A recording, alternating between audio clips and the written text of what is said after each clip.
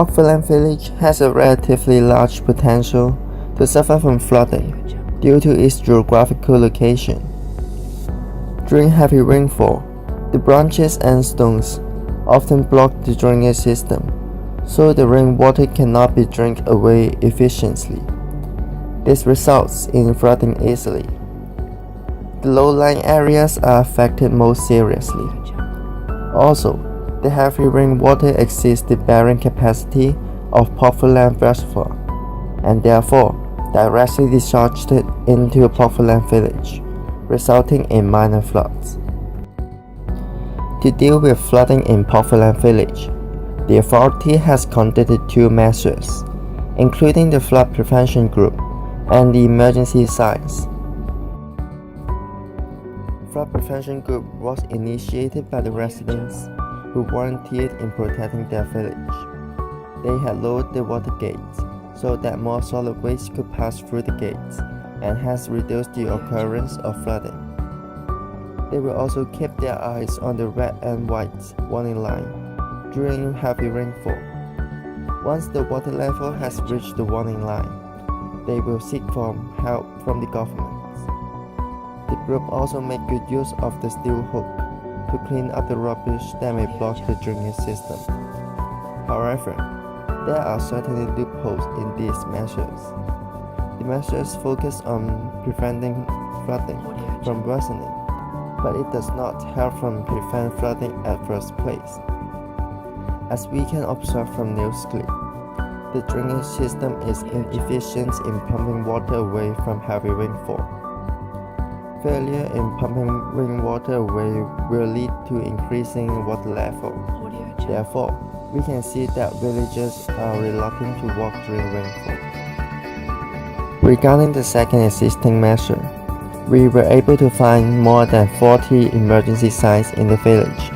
These emergency signs were drawn by the members of Smile Maker, a local arts collective. Passers-by can have clear information on the direction for evacuation routes, as well as the time it takes to exit the village from a particular point. The emergency signs, however, to a large extent, are not effective at all, as people tend to ignore the signs in emergency situations. Also, despite the presence of these emergency signs, the passages within the village are often narrow or even blocked in worst case, due to the placing of different kinds of articles in front of the residents' own doorways. As a result, with the presence of these emergency signs, it is still difficult for residents to evacuate efficiently in case of any disaster. In view of the loopholes in the existing measures to deal with the flooding in Portland Village, there are three potential solutions that we would like to suggest to help improve the situation in case of flooding in Portland Village. Firstly, as the Southern District Council had mentioned earlier in 2011, we believe that the construction of pumping station would be useful to deal with the flooding problem in the village. The current situation is that the nearest trunk sewer is located at Portland Road, which belongs to a high-lying area. Therefore, in case of heavy rainfall, rainwater cannot be drained away efficiently as the nearest trunk sewer is located in a high-lying area, while Portland Village is located in a comparatively low-lying area.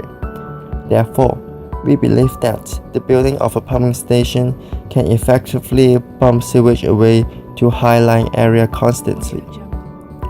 This can help pump excess water away and prevents from overloading the drainage system in Portland Village.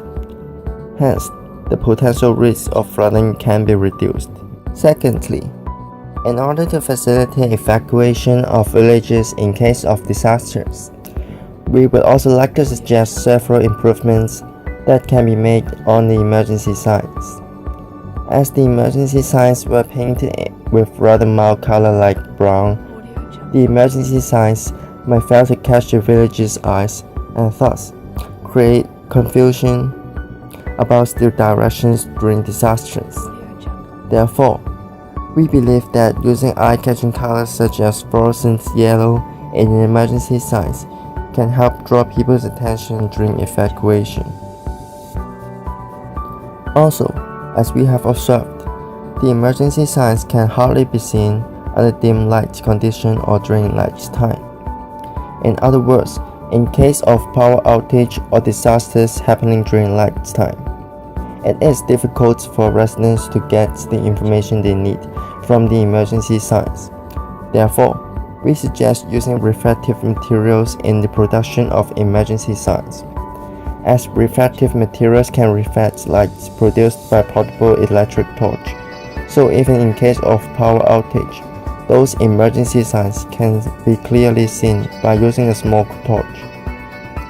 In addition, those emergency signs should be placed on eye level and plated with plastics or metals to avoid the signs from soaking during heavy rainfall. With these improvements, we believe that villagers can make better use of the emergency signs and evacuate more efficiently during disasters. Thirdly, we believe that the design of evacuation routes and safety assembly areas would be useful for residents in case of any disasters, including flooding, as the passage within the village are often narrow or halfway blocked.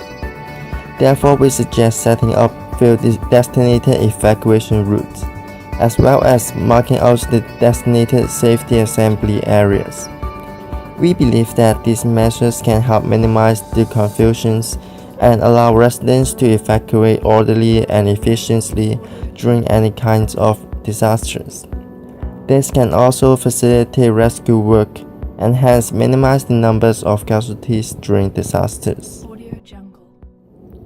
However, the crux of the problem may still not be solved under such measure. Therefore, we also believe that monitoring work by the government and villages are also important to maintain the clearance as well as the safety level of those evacuation routes and safety assembly areas. For example, spot checks should be conducted in timely basis to ensure the evacuation routes will not be blocked in any kinds of disasters. Under constant inspection from time to time, we believe that any illegal occupation of either the evacuation routes or the safety assembly areas can be avoided.